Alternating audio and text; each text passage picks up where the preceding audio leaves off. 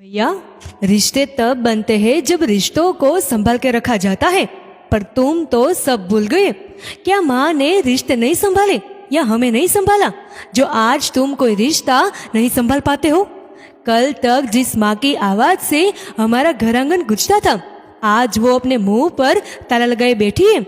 आखिर ऐसा क्या हो गया घर में जो माँ अब किसी से बात नहीं करना चाहती है? राधिका अपने भाई आनंद से कहती है।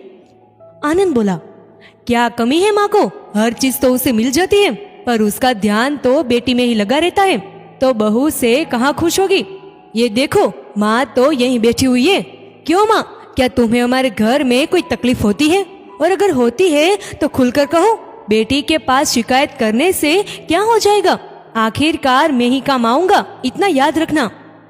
राधिका बोली, भैया, इस तरह से माँ से बात करोगे तो माँ अपने मन की तकलीफ आपसे कैसे बांटेंगी? मैं समझती हूँ घर बाहर संभालना बहुत मुश्किल हो जाता है, पर भाई ऐसा क्या हो गया कि हमारे बचपन के रिश्ते यूं खराब हो गए?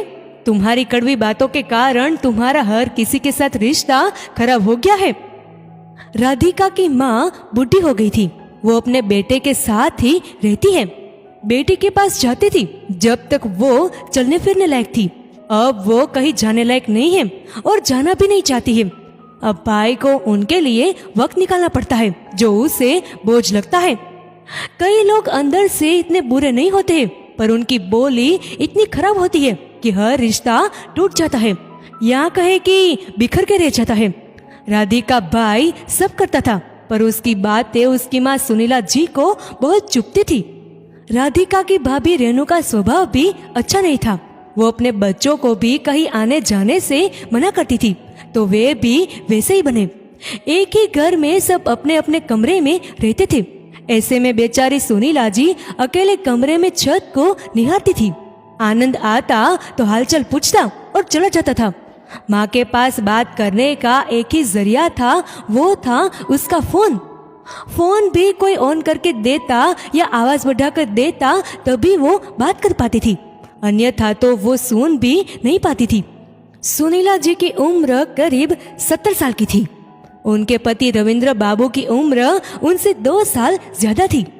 उन्हीं के सहारे वो थोड़ा बहुत इधर उधर चलती फिरती थी। दोनों दंपति एक दूसरे का हाथ पकड़कर घर में ही टहल रहे थे। फिर अचानक से रविंद्र बाबू की लकड़ी से फूलदान टकराया और गिर गया, जिसके कारण रेणु ने घर में बहुत बड़ा हंगामा खड़ा किया। किशोर बाबू बोले, बहू, फूलदान ही तो था वो दूसरा मिल जाएगा, पर तुम जितने अपमानजनक शब्द हमें कह रही हो, क्या वो सम्मान वापस मिल पाएगा? रेणु बोली, अपने समय में तो अपनी जिंदगी जी ली आप लोगों ने, पर हमारा जीना हराम करके रखा है। अरे जब चलने फिरने में दिक्कत होती है तो क्यों घर में घूमते फिरते रहते हो? एक जगह रहिए ना। कुछ ना कुछ आप लोग तोड़ते फोड़ते रहते हैं। आने दीजिए आपके बेटे को, कहूंगी उसको कि आपको घुमा कर लाए, कम से कम घर का सामान तो नहीं टूटेगा। इतना कहकर रेणु चली गई। सुनीला जी बोली, सुनिए, मुझे नहीं घूमना, मुझे एक जगह बैठा दीजिए। मेरी वजह से आपको भी 4 बातें सुनने को मिलती हैं। रविंद्र बाबू बोले, एक समय था इस घर में तुम्हारे मायके के लोग आते जाते रहते थे तो कितना चहल पहल होता था। अब तो तुम्हारे बेटे बहू के व्यवहार के कारण कोई नहीं आता है। दोनों उदास अपने कमरे में बैठे रहे कि बेटा आएगा तो 2 बात करेगा। राधिका की माँ का मायका पास में था, जिससे उन्हें बहुत लगाव था, पर वहां से भी कोई आता तो आनंद बड़ी कटुता से बात करता, या उसकी पत्नी कभी उन्हें एक चाय के लिए भी पूछती नहीं, तो वो लोग कम ही आते थे। रिश्ते तो जोड़ने से बनते हैं, ना कि कड़वी बातों से। भाई और भाभी की इन्हीं कड़वी बातों के कारण राधिका भी कम आती थी, क्योंकि वो तो बर्दाश्त कर भी ले, पर उनके पति या बच्चे कैसे करेंगे? हर किसी को अपना आत्मसम्मान प्यारा होता है। अब रात में आनंद घर आया तो रेणु ने कहा, अब बस बहुत हो गया, आज आपको फैसला करना होगा कि आपको आपके माता पिता चाहिए या पत्नी और बच्चे। या तो आप इनके साथ रहने की व्यवस्था कहीं और कर दो, या फिर हम कहीं और चले जाते हैं। पूरे दिन घर में घूमते रहते हैं और कुछ ना कुछ तोड़ते फोड़ते रहते हैं। घर का काम क्या कम होता है जो मेरा और काम बढ़ा देते हैं? तो आनंद बोला, तुम ही बताओ मैं क्या करूं? क्या तुम्हारे पास कोई सुझाव है? रेनू बोली, मैंने कई वृद्धाश्रम के बारे में सुना है जहाँ कुछ पैसे देकर लोग अपने माँ बाप को छोड़ देते हैं और उनकी अच्छी सेवा वहाँ होती है। पैसे तो हम भी यहाँ खर्च कर ही रहे हैं। कम से कम वहाँ पैसे खर्च करके अगर चैन की नींद सो सकते हैं तो इन्हें वहाँ छोड़ाओ, क्योंकि अब मुझसे बर्दाश्त नहीं होता। सुनीला जी ने बेटे बहू की बात सुनी तो उस बात ने उन्हें अंदर तक तोड़ दिया। उन्होंने ये सारी बात अपने पति को बताई तो वो बोले, इतना अपमान तो वहां भी नहीं होगा। सुनीला, अच्छा है अगर यहाँ से चले जाएंगे तो कम से कम अपनों के हाथों को अपमानित नहीं होंगे। इतना कहकर दोनों उदास मन से बिना खाए पिए सो गई। सुनीला जी की राधिका से बात हुई तो माँ ने जो बात कही उससे अंदर तक दर्द हुआ। बेटी को समझाते हुए सुनीला जी बोली, बेटा तुम्हारा भाई कहता है कि वो और उसकी पत्नी थक गए हैं हमारी सेवा करके, इसी कारण से अब मैं पानी भी कम पीती हूँ ताकि मुझे बाथरूम कम जाना पड़े। राधिका अपनी माँ की बातें सुनकर हैरान थी और सोचने पर मजबूर थी क्या बच्चे ऐसा भी कर सकते हैं। फिर राधिका बोली, माँ आप लोग मेरे पास क्यों नहीं आ जाते? क्योंकि मैं यहाँ सबको छोड़ कर तो नहीं आ सकती, पर आप दोनों तो मेरे पास रह सकते हो। तो माँ बोली, नहीं बेटा, अगर मुझे वहाँ कुछ हो गया तो तुम अपने भाई को जानती हो, वो तुम्हें बहुत कुछ सुनाएगा जो मैं नहीं चाहती। शायद ईश्वर ने हमारे लिए कुछ और सोच रखा है। कहीं ना कहीं तो हमारे रहने की व्यवस्था हो रही होंगी जहाँ हम सम्मान से मर सकेंगे। तुम हमारी चिंता मत करो। माँ की बातों में कितना दर्द था वो राधिका महसूस कर रही थी। राधिका की माँ का स्वभाव इतना अच्छा था कि हर कोई उन्हें प्यार करता था, क्योंकि वो हर किसी के साथ प्यार से रिश्ता बनाकर रखती थी। पर बेटे की कड़वी बातें और उसके स्वभाव के कारण उससे मिलने भी कम ही लोग आते थे। एक दिन अपनी बातों से राधिका माँ को खुश करने की कोशिश कर रही थी तो भाई ने पीछे से कहा, मीठी बातों से पेट नहीं भर सकता है, दूर से सब आसान लगता है, करके देखो तब पता चलेगा। तब राधिका बोली, भाई मेरी भी सास है जो मेरे साथ ही रहती है और उनसे कैसे बात करनी चाहिए और रिश्तों को कैसे जोड़ना होता है ये माँ ने ही मुझे सिखाया था, पर तुम भूल गए क्योंकि कड़वी बातों से रिश्ते नहीं बनते पर टूट जाते हैं।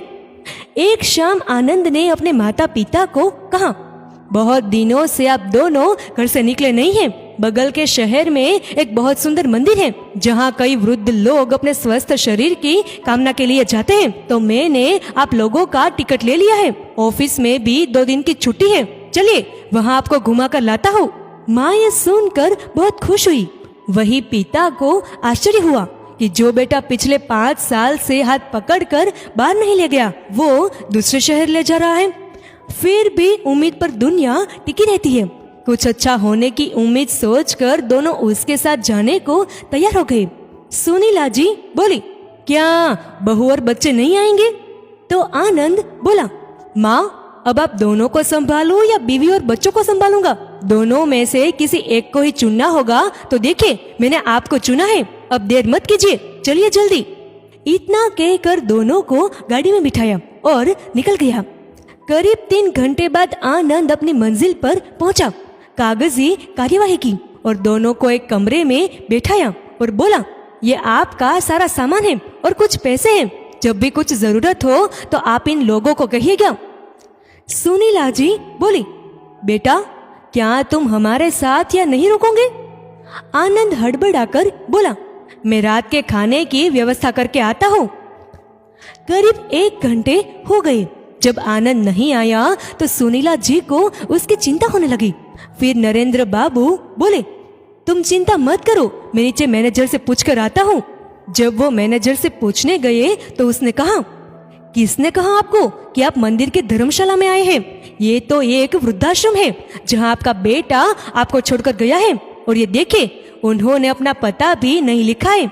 अगर कल को आपको कुछ हो जाए तो हम उन्हें बुला भी नहीं सकेंगे। न जाने आजकल के बच्चों को क्या हो गया है, अपनी परेशानी यहाँ छोड़ जाते हैं।